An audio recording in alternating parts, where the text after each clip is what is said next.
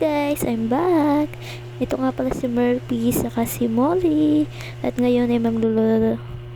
Ganito talaga pag di na nakakapag voice over, nabubulol. So ayan, nagtatalop na ako o nagpipil na ako ng carrots, patatas, saka ano pa ba yung tinalop ko? Kamote para sa aking mga pure babies. So, after ko magtalop, yan, ginayat-gayat ko na siya ng pa-square lang, yung sakto lang na kaya nilang nguyain. Then, maganda, ito yung lagi kong niluluto sa kanila kasi maganda yung benefits na nakukuha nila dito at hindi naman sila nagkakasakit. Then, after nyan, yan, nagiintay na si Murphy. Nagugutom na daw siya. Tuwing tanghali, ito yung kanilang lunch. Minsan nilalagyan ko siya ng malunggay. Naubusan na ako ng malunggay. Then, ayan. Lulutuin ko na siya sa aking glassware. Sobrang ganda niyan. Nabili ko yan sa TikTok.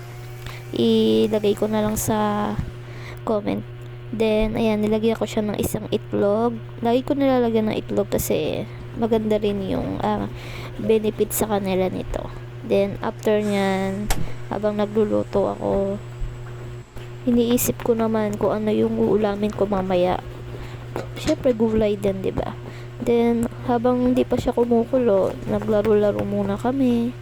Talagang love na love ko yung mga babies ko. Sila napapawala ng lungkot ko, yun ng boring ko. Habang wala itong si papa nila, nasa work. Then yung baby dog ko is 3 months old pa lang siya. Bali si Molly yung kanyang mama. Then 6 yung babies niya. Pero yung 5 is na rehoming ko na. So isa na lang ang natira. So yan yung mga lagi namin ginagawa. Catching the ball. Nakikita nyo naman yung aking sahig. Puro ngat-ngat na kasi nasa teething stage siya.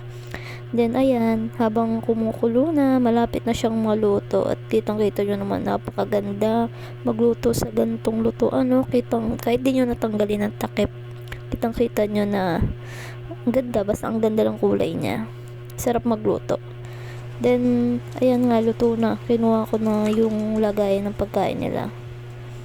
'Di ba? Always nyo didinisin yung lagay ng pagkain nila para iwas tayo sa germs. Then, yan.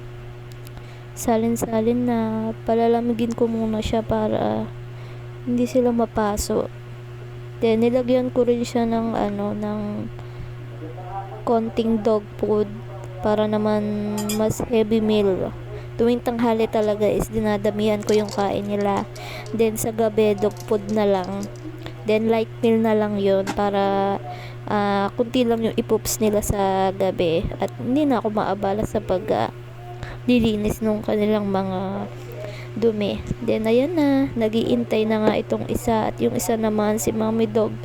Behave lang talaga yan kasi alam niya nagagalit ako pagka nagpre-prepare ako ng food tapos ang ingay-ingay.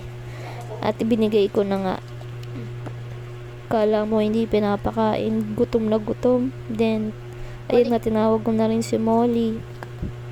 Mabait talaga yung baby kong yan. Titingin-tingin pa yan sa akin kasi gusto niya sabihin ko sa kanya na pwede na siyang kumain. Minsan nagpe-pray din kami bago kumain. Alam niya yan. Sarap na sarap. At pinuntahan ko nga itong isa.